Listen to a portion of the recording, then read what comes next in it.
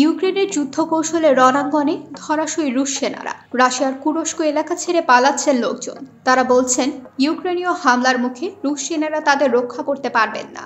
6 August থেকে রাশিয়ার ভেতরে কুরস্ক অঞ্চলে হামলা শুরু করে ইউক্রেন।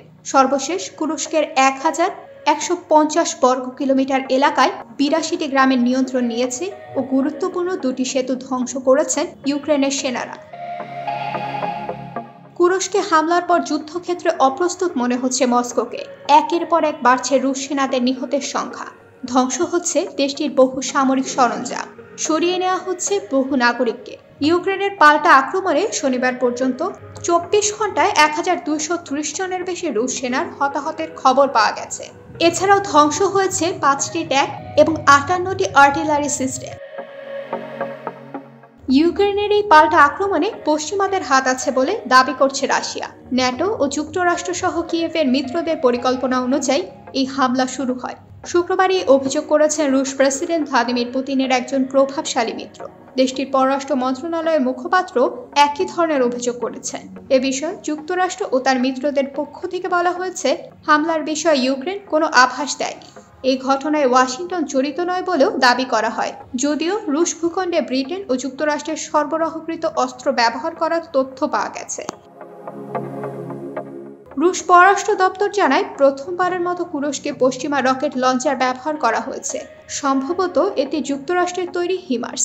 গ্লুস্কোভো জেলায় সিন নদীর উপর তৈরি সেতু এ হামলায় ধ্বংস হয়েছে। তবে গত শুক্রবারের এই হামলায় কতজন নিহত হয়েছেন তা জানা যায়নি। যুক্তরাষ্ট্রের তৈরি হিমার্স রকেট 80 কিলোমিটার দূর থেকে উৎক্ষেপণ করা যায়। রাশিয়ার অভিযোগ, ইউক্রেন কুরস্কের পারমাণবিক বিদ্যুৎ কেন্দ্র দখল করতে চায়। এক্ষেত্রে তাদের পশ্চিমারা সমর্থন দিচ্ছে, কিন্তু এ ধরনের হামলা করে যুদ্ধের গতি প্রকৃতি বদলানো যাবে না। অপরদিকে যুক্তরাষ্ট্র বলেছে, 2022 সালের ফেব্রুয়ারিতে ইউক্রেনে হামলা শুরু করা রুশ প্রেসিডেন্ট ভ্লাদিমির পুতিনকে এ যুদ্ধে তারা জিততে দেবে না। রুশ বাহিনী কুরস্ক অঞ্চলে পাল্টা হামলা চালাতে ব্যর্থ হয়েছে। ইউক্রেনের প্রেসিডেন্ট ভলোদিমির জেলেনস্কি বলেছেন, তাদের সেনারা কুরস্কে অবস্থান শক্তিশালী করছে।